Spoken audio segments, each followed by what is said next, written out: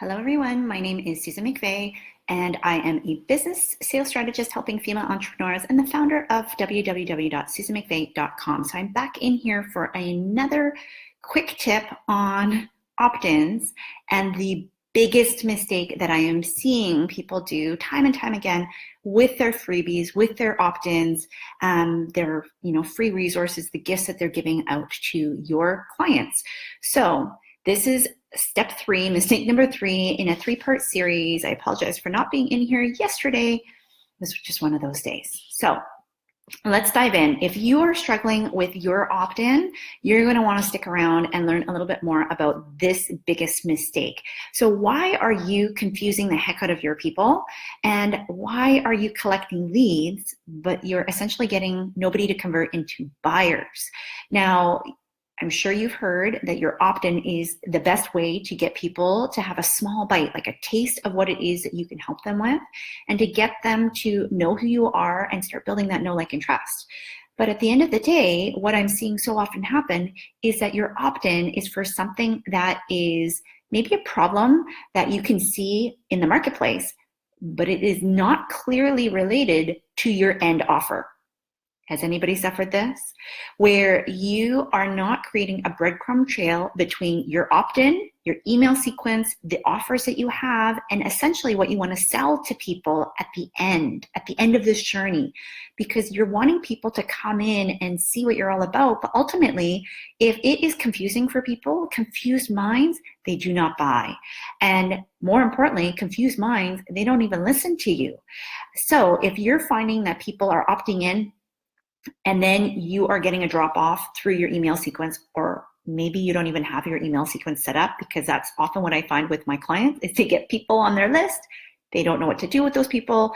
And the longer that they're sitting there, the less likely they are to buy from you. So it makes it harder and harder and harder to then turn your followers, your leads, your audience into actual buyers. The number one thing that you need to think about is, what is your breadcrumb trail? And that is the thing that most people don't think about because they're thinking hodgepodge, right? So here's an example.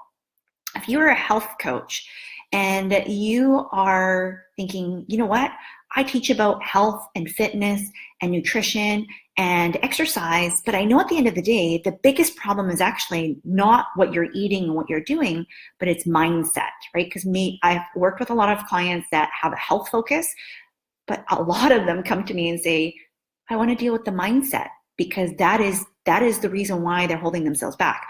Well, if you create an opt-in around mindset, guess what? People are not going to naturally move into thinking, oh, you're going to help me now create a health program, a health regime to help me to improve my health.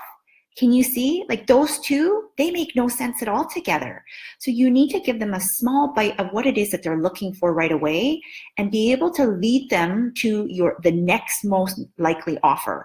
And for a lot of you, if you're trying to get booked out in your business because you're selling high-end, high-ticket programs or one-on-one offers, then it needs to be, how do you take that problem and get the help that you need by working with you one-on-one?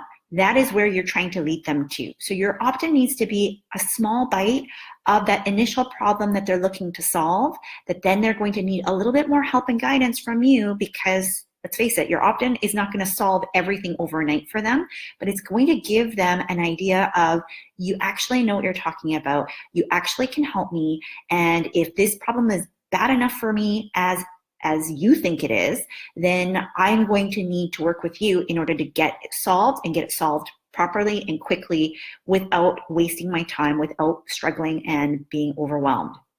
So that's what I want you to really think about is, are you leading people through this journey with you?